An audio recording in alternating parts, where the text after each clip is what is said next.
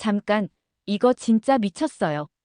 전 세계 강대국들이 수조원 쏟아붓고도 포기한 나라에서 한국이 10년 만에 기적을 일으켰거든요. 남수단. 석유가 35억 배럴이나 묻혀있는 축복받은 땅인데 세계 최빈국이에요. 말이 안 되죠? 왜 이런 일이 벌어졌을까요? 중국, 미국, 유럽의 거대 기업들이 앞다퉈 몰려들었어요. 수조원을 쏟아부었죠. 그런데 결과는 어땠을까요? 모두 꼬리를 내리고 도망갔어요. 남겨진 건 더 깊어진 절망뿐이었죠. 그런데 딱 한 나라만 달랐어요. 무기 대신 삽을 들고 온 나라. 바로 대한민국이었습니다. 결과가 어땠냐고요? 정말 놀라실 거예요. 지금부터 그 놀라운 이야기를 들려드릴게요. 먼저 남수단이 어떤 나라인지부터 알아봅시다. 2011년 7월 9일 남수단이 수단으로부터 독립했어요. 세계에서 가장 젊은 나라가 된 거죠. 전 세계가 축하했어요. 마침내 자유를 얻었다고 말이에요. 하지만 그 축하도 잠시였어요. 독립 과정 자체가 순탄하지 않았거든요. 수십 년간 수단 정부와 남부 지역 간의 내전이 있었어요. 얼마나 참혹했냐면 200만 명 이상이 목숨을 잃었고 400만 명이 고향을 떠나야 했어요. 그런 긴 투쟁 끝에 얻은 독립이었죠. 그런데 독립하고 6개월 후 충격적인 현실이 드러났어요. 문해율이 34%였어요. 10명 중 7명이 글을 못 읽는다는 얘기죠. 상상해보세요. 21세기에 이런 일이 가능한가요? 전기 보급률은 더 충격적이었어요. 고작 5%였거든요. 밤이 되면 나라 전체가 완전한 암흑 속으로 빠져들어요. 수도 주바 일부에서만 몇 시간씩 전기가 들어왔어요. 나머지 지역은 촛불이나 등유램프에 의존해야 했죠. 병원 상황은 더욱 심각했어요. 전국에 제대로 된 병원이 10개도 안 됐어요. 의사는 인구 10만 명당 수명 수준에 불과했어요. 비교해보면 한국은 240명이 넘으니까 거의 100분의 1 수준이었던 거죠. 모성 사망률은 출생 10만 건당 약 789명이었어요. 세계에서 가장 높은 수준이었죠. 출산하다가 목숨을 잃는 산모들이 너무 많았어요. 5세 미만 영아 사망률도 1000명당 96명에 달했어요. 도로 상황도 참담했어요. 우기만 되면 완전히 끊어졌거든요. 아스팔트가 없는 흙길들이 진흙탕이 되어버리는 거예요. 도로가 끊어지면 어떻게 될까요? 식량이나 의료용품 같은 구호물자를 전달할 수가 없어요. 응급 환자가 생겨도 병원까지 갈 수가 없고요. 그러면 몇 달간 바깥 세상과 완전히 단절되는 마을들이 수없이 많았어요. 교육 환경은 어땠을까요? 학교 건물은 있어도 책상도 의자도 없었어요. 교과서는 말할 것도 없고요. 선생님들도 월급을 못 받으니까 다른 일을 찾아 떠났어요. 그러니까 아이들이 배울 기회를 완전히 잃어버린 거예요. 미래에 대한 꿈조차 꿀 수 없는 상황이었죠. 가장 기본적인 생활도 어려웠어요. 깨끗한 물을 구하려면 몇 시간을 걸어야 했거든요.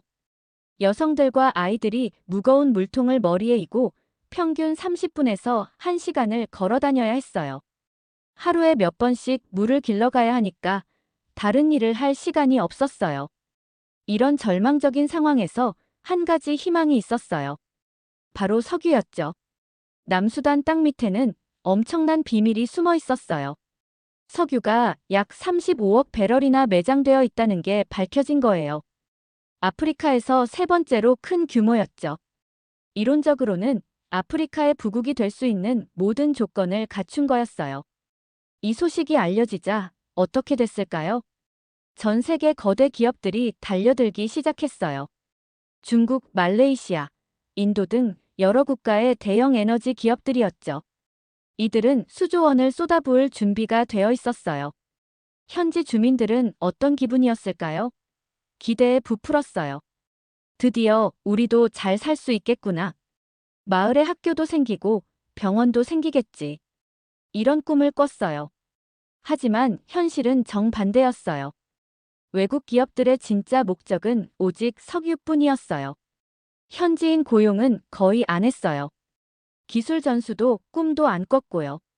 어떤 식으로 일했냐면 유전 지역에 외국인 직원들만 데려와서 일했어요. 현지 주민들과는 철저히 담을 쌓고 살았어요. 주민들은 자기 땅에서 일어나는 일인데도 구경꾼이 될 수밖에 없었어요. 마치 100년 전 식민지 시대로 되돌아간 것 같았어요. 더 심각한 문제가 있었어요. 바로 환경 파괴였어요. 석유 채굴 과정에서 나오는 폐수가 강과 토양을 오염시켰어요. 대대로 농사를 짓고 살던 주민들이 더 이상 농사를 지을 수 없게 됐죠. 가축들도 오염된 물을 마시고 때로 죽어갔어요. 현지 주민 제임스 씨의 증언을 들어보세요. 처음엔 정말 기대했어요. 드디어 우리 마을에도 발전이 올 거라고요. 하지만 시간이 지날수록 실망만 커졌어요. 외국 기업들은 자기들끼리만 일하고 우리와는 담을 쌓고 살았거든요. 우리를 인간 취급도 안 했어요. 그런데 석유 수익을 둘러싸고 더 큰 문제가 생기기 시작했어요. 정치 세력들 간의 대립이 격화되기 시작한 거예요. 석유돈을 누가 가질 것인가를 두고 말이죠. 각 부족들도 서로 대립했어요. 60개가 넘는 다양한 부족들이 살고 있는데 각자 다른 언어를 사용하고 다른 문화를 가지고 있거든요. 독립을 위해서는 하나로 뭉쳤지만 독립 이후에는 권력과 자원을 둘러싸고 갈등이 시작된 거예요. 유전이 있는 지역의 주민들은 오히려 더 가난해졌어요. 땅은 빼앗기고 환경은 오염되는데 혜택은 전혀 돌아오지 않았으니까요. 그리고 2013년 12월 정말 돌이킬 수 없는 일이 터졌어요. 대통령과 부통령 사이에 권력 갈등이 폭발하면서 대규모 내전이 시작된 거예요. 불과 독립한 지 2년 만에 나라가 또다시 전쟁터가 되어버렸어요. 독립의 꿈은 산산조각이 났죠. 얼마나 참혹했냐면 약 40만 명이 목숨을 잃었어요. 400만 명이 난민이 됐어요. 전체 인구의 3분의 1이 집을 잃은 거죠. 2년 전만 해도 희망에 부풀어 있던 나라가 완전한 지옥이 되어버렸어요. 외국 기업들은 어떻게 했을까요? 하나둘 도망가기 시작했어요. 보안 문제가 심각해지니까 더 이상 사업을 지속하기 어려웠던 거죠. 중국계든 서구계든 할 것 없이 모두요. 수조 원을 투자하고도 다 포기하고 철수했어요. 심지어 국제 구호단체들까지 떠났어요.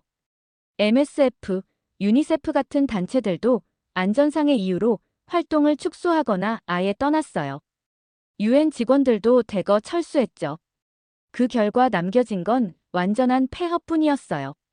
주민들의 절망감은 이루 말할 수 없었어요. 또 다른 주민 마리아 씨는 이렇게 말했어요.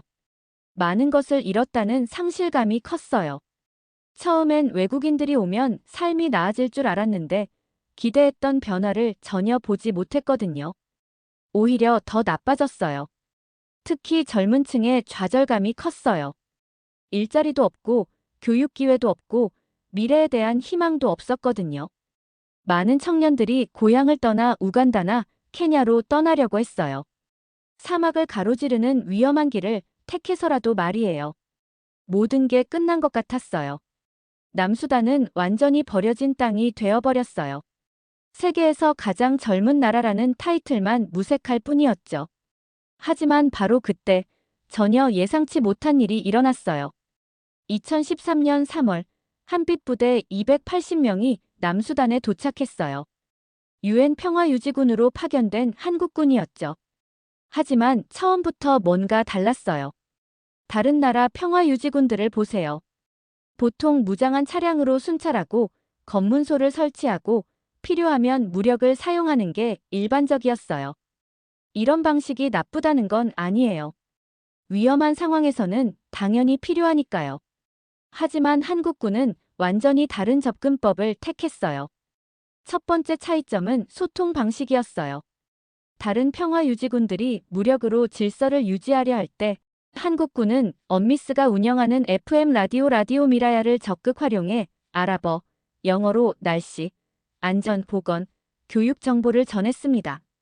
이게 얼마나 혁신적이었는지 아세요? 총 대신 말로 소통하려고 한 거예요. 주민들이 정말 필요로 하는 정보들을 제공했어요. 아침에는 날씨와 교통 정보, 낮에는 보건 교육, 저녁에는 문화 프로그램 이런 식으로요. 주민들 반응이 어땠냐고요? 한국 라디오 시간이라고 부를 정도로 인기가 폭발했어요. 특히 아이들한테 인기가 많았는데 한국 동요를 현지 언어로 번역해서 방송하기도 했거든요. 라디오 방송에서 한국 문화도 소개했어요. 한국 음식 만드는 법, 한국의 명절 이야기, 한국 역사 등을 쉽게 풀어서 전해줬어요. 주민들이 한국에 대해 알아가면서 친근감을 느끼게 됐죠. 두 번째 차이점은 더 놀라웠어요. 한국군은 총 대신 삽을 들었어요. 도로 공사를 할 때 현지 청년 150명을 고용했어요. 그런데 단순한 노동이 아니었어요. 건설 기술을 자세히 가르쳐줬어요. 시멘트 배합법부터 포장 기술, 중장비 운용법까지요. 처음에는 간단한 작업부터 시작했어요. 포트홀 메우기, 배수로 정비 같은 일들이요. 하지만 점점 복잡한 기술들도 가르쳐줬어요. 측량하는 법, 설계하는 법까지요. 몇 년 후에는 현지인들이 스스로 도로를 건설할 수 있게 됐어요. 왜 한국이 이런 독특한 방식을 택했을까요? 여기에는 한국만의 특별한 경험이 숨어 있었어요. 바로 전쟁의 폐허에서 일어선 경험이에요. 1950년 한국 전쟁 후 한국도 남수단과 똑같은 상황이었어요. 모든 것이 파괴된 상태였거든요. 1인당 GDP가 67달러로 에티오피아보다도 가난했어요. 하지만 어떻게 일어섰나요? 물론 외국의 도움도 받았지만 가장 중요한 건 한국 사람들이 직접 참여한 거였어요.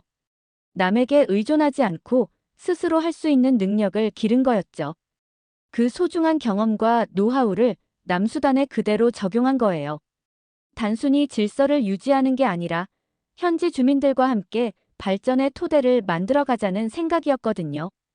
KOICA, 즉 한국국제협력단도 함께했어요. KOICA의 접근법도 독특했는데 단순히 돈을 주는 원조가 아니라 주민들이 직접 참여할 수 있는 프로젝트들을 진행했거든요. 대표적인 게 한국의 새마을 운동 경험을 남수단에 맞게 적용한 거였어요. 1970년대 한국이 농촌을 발전시켰던 우리도 할 수 있다는 정신으로 주민들이 스스로 마을을 개발할 수 있도록 도왔어요. 하지만 처음엔 전혀 쉽지 않았어요. 남수단 주민들은 오랜 내전을 겪으면서 외국 군대에 대한 불신이 뿌리 깊었거든요. 또 다른 점령군이 온 거 아니야? 이런 의심의 시선을 보냈어요. 언어도 통하지 않고 문화도 완전히 달랐고요. 처음 몇 개월은 정말 어려웠어요. 한빛부대원들이 마을에 가면 주민들이 피하거나 멀리서 경계했어요. 아이들조차 무서워했죠. 하지만 한빛부대는 포기하지 않았어요. 꾸준히 다가가려고 노력했거든요. 그런데 결정적인 순간이 왔어요. 어느 날 한빛부대원들이 현지 아이들과 축구하는 모습이 목격된 거예요. 무장한 군인들이 아이들과 함께 뛰어놀고 웃고 즐기는 모습을 본 주민들은 충격을 받았어요. 현지 주민 요한 씨는 이렇게 말했어요. 다른 군대들과는 완전히 다르다는 걸 그때 느꼈어요. 경계하던 마음이 서서히 기대로 바뀌기 시작했죠. 그때부터 놀라운 기적이 시작됐어요. 이런 작은 변화들이 쌓이면서 더 큰 변화가 일어났어요. 주민들이 한빛부대원들을 보면 웃으며 인사하기 시작했어요. 아이들은 코리아, 코리아 하면서 달려와서 같이 놀자고 했고요. 그리고 진짜 변화가 시작됐어요. 첫 번째 기적은 25살 청년 피터의 이야기예요. 내전으로 부모를 잃고 절망하던 그가 있었어요. 생계를 위해 정말 위험한 일들을 고민하던 차에 KOICA의 직업훈련 프로그램을 알게 됐어요. 처음엔 의심스러웠대요. 정말 지속적인 지원이 이어질지 확신이 없었거든요. 하지만 6개월간의 건설 기술 교육을 받은 후 완전히 달라졌어요. 정식으로 도로 건설팀의 일원이 된 거예요. 월 150달러의 급여를 받으며 당당하게 일할 수 있게 됐어요. 피터는 이렇게 말했어요. 한국은 달랐어요. 다른 외국인들처럼 우리를 이용하려는 게 아니라 진심으로 우리를 도우려 했어요. 기술도 가르쳐주고 일자리도 주고 무엇보다 우리를 믿어줬어요. 3년 후 피터는 어떻게 됐을까요? 정말 놀라운 일이 일어났어요. 자기만의 작은 건설 회사를 차린 거예요. 처음에는 직원 3명으로 시작했는데 지금은 15명을 고용하는 회사로 성장했어요. 마을 주민들을 우선적으로 고용해서 함께 일하고 있죠. 피터는 지금도 한국에서 배운 기술을 다른 젊은이들에게 가르쳐주고 있어요. 정말 감동적이지 않나요? 두 번째 기적은 홀로 새 아이를 키우는 사라의 역전 스토리예요. 남편을 내전에서 잃고 혼자서 아이들을 돌보느라 매일이 힘들었어요. 아침부터 밤까지 생계를 위해 이것저것 다 해봤지만 늘 부족했어요. 아이들에게 제대로 된 끼니 하나 챙겨주지 못해서 매일 밤 울었대요. 그런데 KUICA의 재봉 기술 교육을 알게 됐어요. 처음엔 망설였어요. 여자 혼자 사업한다는 게 꿈도 못 꿀 일이었거든요. 하지만 한국 사람들이 정말 끈질기게 설득했어요. 할 수 있다고, 우리가 도와줄 테니까 용기를 내보라고요. 3개월간 재봉 기술을 배운 후 작은 재봉틀 하나로 사업을 시작했어요. 처음엔 하루에 몇천 원씩 벌었어요. 그런데 점점 실력이 늘면서 주문이 많아졌어요. 지금은 어떻게 됐을까요? 직원 5명을 둔 작은 재봉소를 운영하며 월 $200를 벌고 있어요. 아이들 학비도 낼 수 있게 됐고 제대로 된 집도 마련했어요. 사라는 이렇게 말해요. 한국 사람들이 진짜 우리를 믿어줬어요. 할 수 있다고 격려해줬어요. 그래서 용기를 낼 수 있었어요. 이제 제가 다른 여성들에게도 희망을 전해주고 싶어요. 실제로 사라의 성공을 본 다른 여성들도 하나둘 도전하기 시작했어요. 10명의 여성들이 모여서 농산물 가공 협동조합을 만들기도 했어요. 각자 집에서 기른 채소나 과일을 모아서 잼이나 건조식품으로 가공하고 시장에 내다 파는 거예요. 세 번째 기적은 전기 없어서 밤 공부를 못하던 17살 마리암의 이야기예요. 마리암은 간호사가 되는 게 꿈이었어요. 하지만 전기가 없어서 해가 지면 공부할 수가 없었어요. 촛불로는 한계가 있었거든요. 눈도 아프고 위험하기도 했고요. 그런데 한국에서 태양광 패널을 설치해 준 거예요. 학교에 태양광 발전 시설을 만들어서 밤 9시까지 전기를 사용할 수 있게 된 거죠. 마리암은 매일 밤 3시간씩 야간 공부를 했어요. 수학, 과학, 영어를 열심히 공부했어요.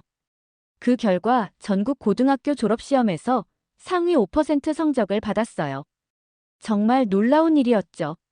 결국 수도 주바의 간호대학에 장학생으로 입학했어요. 꿈을 이룬 거예요. 마리암은 이렇게 말해요. 한국이 준 건 전기만이 아니었어요. 꿈을 이룰 수 있다는 희망을 준 거예요. 이제 제가 간호사가 되어서 우리 마을 사람들을 도와주고 싶어요. 한국에서 받은 도움을 다른 사람들에게도 전해주고 싶어요. 이런 개인적인 성공 스토리들이 하나둘 쌓이면서 지역 전체가 바뀌기 시작했어요. 교육 분야의 변화는 정말 놀라웠어요. 한국에서 파견된 교사 3명이 현지 선생님 25명을 교육하는 프로그램도 있었어요. 교수법, 학급 관리, 교재 개발 등을 가르쳤거든요. 컴퓨터 교육도 시작됐어요. 태양광 전력으로 컴퓨터실을 운영하면서 학생 120명에게 기본적인 컴퓨터 사용법을 가르쳤어요. 처음 컴퓨터를 본 아이들이 신기해하면서 열심히 배우는 모습이 정말 인상적이었어요. 그 결과 학교 출석률이 65%에서 85%로 크게 늘어났어요. 아이들의 읽기 능력도 평균 40% 향상됐어요. 부모들도 아이들 교육에 더 많은 관심을 가지게 됐고요. 의료 분야에서도 큰 변화가 있었어요. 이동진료소가 정기적으로 운영되면서 기본적인 의료 서비스를 받을 수 있게 됐어요. 월 평균 2,000명의 환자를 치료했는데 한국 의료진이 직접 치료하기도 했지만 더 중요한 건 현지 보건 요원 80명을 교육한 거였어요. 기본적인 응급처치법, 예방접종법, 위생교육 등을 가르쳤어요. 그래서 한국 의료진이 떠나도 지역 주민들이 스스로 건강 관리를 할 수 있게 됐죠. 특히 모자보건 프로그램의 효과가 컸어요. 산모들을 위한 정기검진, 영양교육, 안전한 출산 교육 등을 실시했거든요. 한국 의료진들이 현지 조산사 30명을 교육해서 안전한 출산을 도왔어요. 그 결과 정말 놀라운 일이 일어났어요. 담당 지역의 모성 사망률이 출생 10만 건당 789명에서 550명으로 30%나 감소했어요. 예방접종률도 30%에서 75%로 크게 올라갔고, 영양실조로 고생하는 5세 미만 아동 비율도 35%에서 18%로 줄어들었어요. 농업 분야에서도 혁신적인 변화가 일어났어요. 한국의 농업 기술을 도입한 후 농작물 수확량이 놀랍게 늘어났거든요. 특히 벼농사의 경우 헥타르당 수확량이 기존 2.5톤에서 4.2톤으로 늘어났어요. 거의 2배 가까이 증가한 거죠. 한국에서 농업 전문가 15명을 파견해서 현대적인 농법을 가르쳤어요. 벼농사 기술뿐만 아니라 채소 재배, 과수 재배 기술까지 전수했어요. 농업 기계화도 점진적으로 이뤄졌어요. 처음에는 간단한 농기구부터 시작해서 점차 소형 트랙터나 탈곡기 같은 기계들도 도입했어요. 현지 농부 30명에게 기계 조작법과 유지보수 방법을 자세히 가르쳤고요. 농산물 저장 기술도 크게 개선됐어요. 기존에는 수확한 농산물을 제대로 보관할 방법이 없어서 30에서 40%가 썩어버렸거든요. 한국에서 저장고 건설 기술과 보관 방법을 가르쳐준 후 손실률이 10% 이하로 줄어들었어요. 한 농부 토마스는 이렇게 말해요.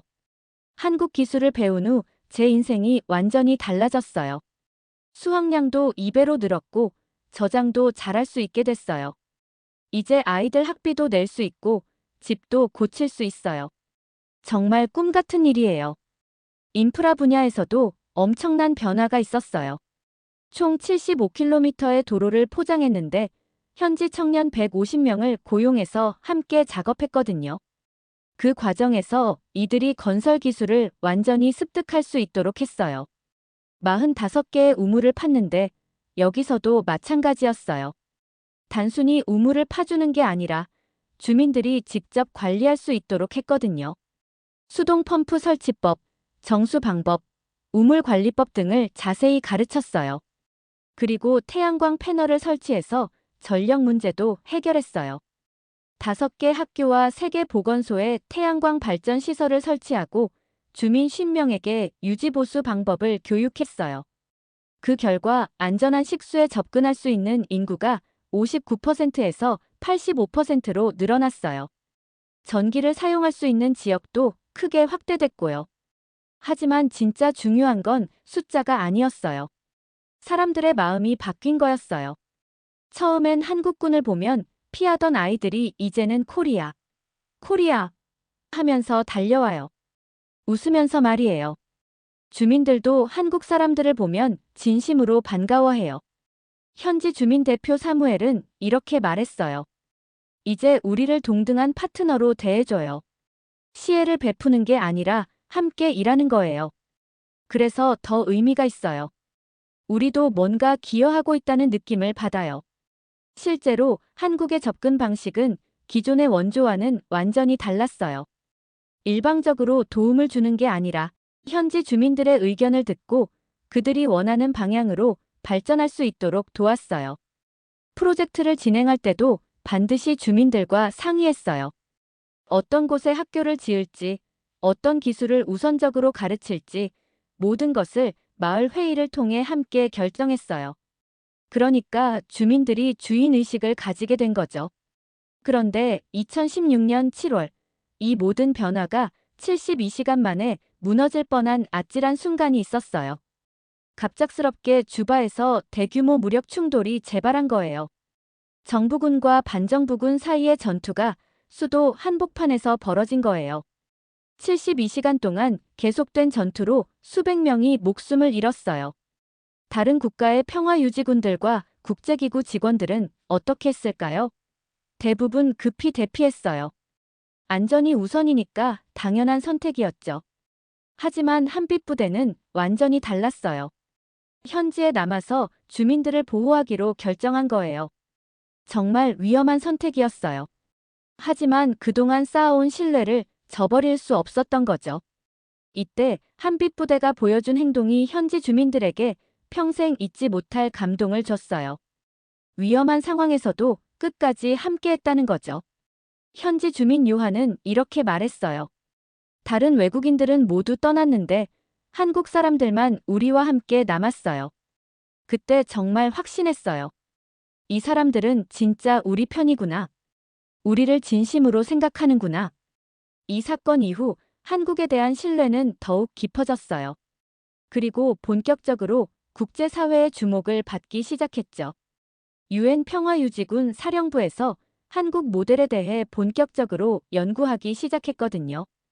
2019년 유엔 평화구축위원회 보고서에서 한국의 접근법을 지속가능한 평화구축의 모범 사례라고 공식 평가했어요. 해외 언론들도 관심을 보이기 시작했어요. 무력보다는 소통과 협력을 강조하는 접근법이 화제가 되었거든요. 무기가 아닌 신뢰로 평화를 만드는 나라라는 평가를 받았죠. 유엔 평화구축위원회에서는 한국의 경험을 다른 분쟁 지역에도 적용할 수 있을지 검토하기 시작했어요. 말리, 중앙아프리카 공화국에서도 한국 방식을 벤치마킹하려는 움직임이 나타났거든요. 다른 아프리카 국가들의 반응도 정말 인상적이었어요. 가나, 르완다, 에티오피아 등에서 한국의 개발 경험을 배우고 싶다는 요청이 계속 들어왔어요. 한국이 보여준 것은 단순한 원조가 아니었어요. 진정한 파트너십이었거든요. 빼앗는 관계가 아니라 함께 성장하는 관계 말이에요. 그런데 여기서 끝이 아니에요. 진짜 놀라운 건 지금부터예요. 신뢰가 쌓이자 한국과 남수단은 더 큰 그림을 그리기 시작했어요. 2022년부터 2023년에 걸쳐 양국은 원조를 넘어선 포괄 협력 구상을 논의해 왔어요. 인프라, 보건, 교육, 에너지, 농업, ICT 분야에서 장기 로드맵 성격의 제안들이 검토되고 있습니다. 이 협력 구상의 핵심은 상생 발전 모델이에요. 6개 분야에 걸친 포괄적 파트너십이죠. 각 분야마다 10년 단위의 구체적인 로드맵도 검토되고 있고요. 가장 혁신적인 부분은 자원 기반 상생 개발 방식이에요. 남수단의 석유 자원 수익을 활용하되 수익의 상당 부분을 현지 고용과 기술 이전에 우선 투자하는 구조로 설계하자는 거예요. 단순히 자원만 가져가는 게 아니라 현지인들이 스스로 발전할 수 있는 토대를 마련하자는 거였죠. 구체적으로 어떤 계획들이 검토되고 있을까요? 첫 번째로 총 500km에 달하는 고속도로 건설이 검토되고 있어요. 수도 주바에서 시작해서 와우, 말라칼, 벤티우까지 연결하는 대규모 도로망 모델이에요. 하지만 여기서 중요한 건 한국 기업들이 단독으로 진행하는 게 아니라는 거예요. 현지 인력 1,500명을 우선 고용하고 한국 기술자들이 멘토링하는 방식으로 구상되어 있거든요. 건설이 끝나면 현지인들이 유지 보수를 완전히 담당할 수 있도록 기술 이전도 철저히 이뤄지는 모델이고요. 철도 건설 계획도 검토 중이에요. 총 300km의 화물 운송용 철도망을 구축해서 물류 비용을 현재의 50% 수준으로 절감하겠다는 구상이에요. 이렇게 되면 농산물이나 다른 상품들을 훨씬 효율적으로 운반할 수 있게 되죠. 나일강수로 활용 방안도 논의되고 있어요. 남수단은 내륙국이지만 나일강을 통해 수단과 이집트로 연결되는 수로가 있거든요. 이 수로를 활용한 내륙 항만 시설을 3곳에 건설해서 물류 허브로 만드는 모델이에요. 두 번째로 의료 시스템 구축 모델이 있어요. 10개 주에 각각 종합병원을 건설하고 의료진 양성 프로그램도 본격 운영하는 구상이에요. 한국의 의대 교수 약 20명이 현지에 파견되어 현지 의사 약 200명을 교육하고 우수한 학생 약 10명은 한국에서 연수를 받을 수 있도록 하는 모델이에요. 의료기기 조립 공장도 검토 중이에요. 기본적인 의료기기들을 현지에서 조립 생산해서 비용을 약 60% 절감하고 동시에 약 300개의 안정적인 고용을 창출하는 방안이죠.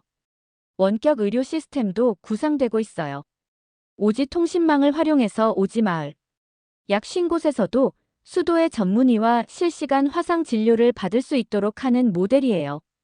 이미 시범 운영 중인데 환자 만족도가 약 90%를 넘어서 전국으로 확대하는 방안이 검토되고 있어요. 세 번째는 교육혁명 구상이에요. 각 주마다 기술교육원을 설립해서 건설, 농업, IT, 에너지 등 8개 분야의 전문 인력을 연간 약 2,000명씩 양성하는 모델이에요. 특히 한국의 폴리텍 모델을 도입해서 이론과 실습을 50대 50으로 병행하는 실용적인 교육을 제공하는 방안이 검토되고 있어요. 남수단 종합대학교 설립 구상도 논의되고 있어요. 2026년 개교를 목표로 수도, 주바에 종합대학교를 세워서 연간 약 1,000명의 대학생을 배출하겠다는 계획이에요. 한국의 주요 대학들과 자매결연을 맺어서 교수 교환, 학생 교환 프로그램도 운영하는 모델이고요. 네 번째는 에너지 혁명 모델인데 이게 가장 혁신적인 구상이에요. 남수단의 연평균 일조시간 3,000시간을 활용해서 약 500메가와트 규모의 태양광 발전 단지를 조성하는 계획이에요. 이는 현재 남수단 전체 전력 소비량의 약 3배에 해당하는 엄청난 규모예요. 이 프로젝트의 특별한 점은 에너지 자립을 넘어 수출국으로 만드는 걸 목표로 한다는 거예요. 잉여 전력을 우간다, 케냐, 에티오피아에 수출해서 연간 약 2억 달러의 외화 수입원을 만드는 구상이죠. 태양광 패널 제조 공장 설립도 검토되고 있어요. 연간 약 100메가와트 용량의 태양광 패널을 생산해서 국내 수요를 충족하고 약 50%는 다른 아프리카 국가들에 수출하는 모델이에요.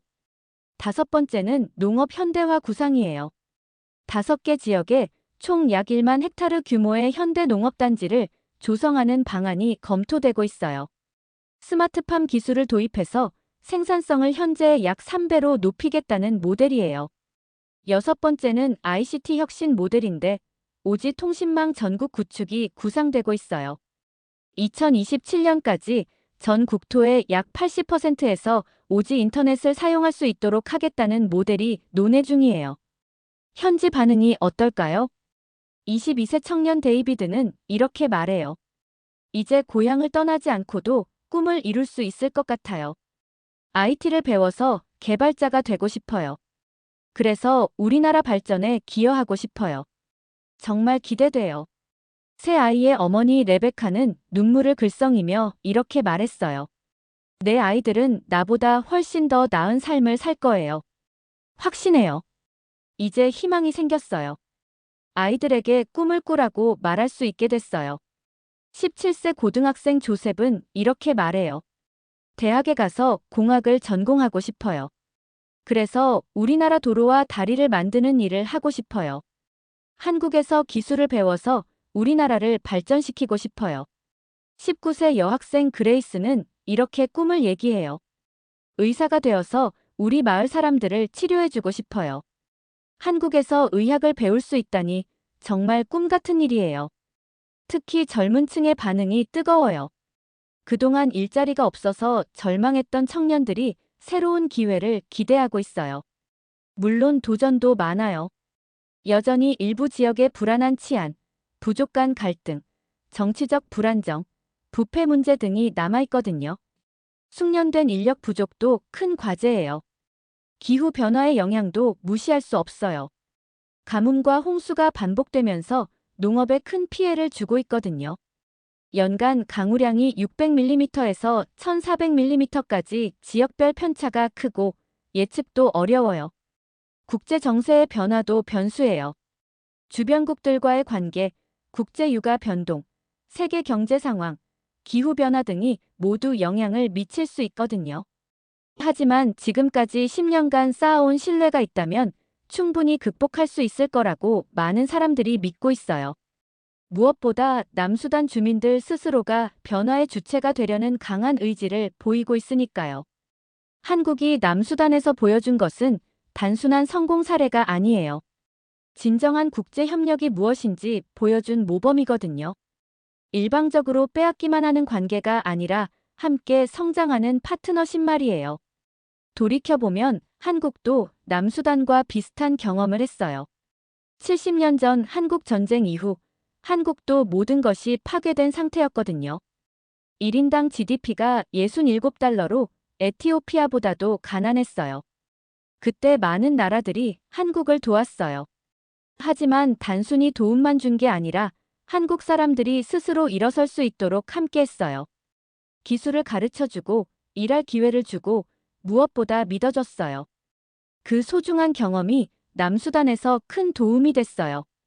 어떻게 하면 진정한 도움이 될 수 있는지, 어떻게 하면 지속 가능한 발전을 만들 수 있는지 알고 있었거든요.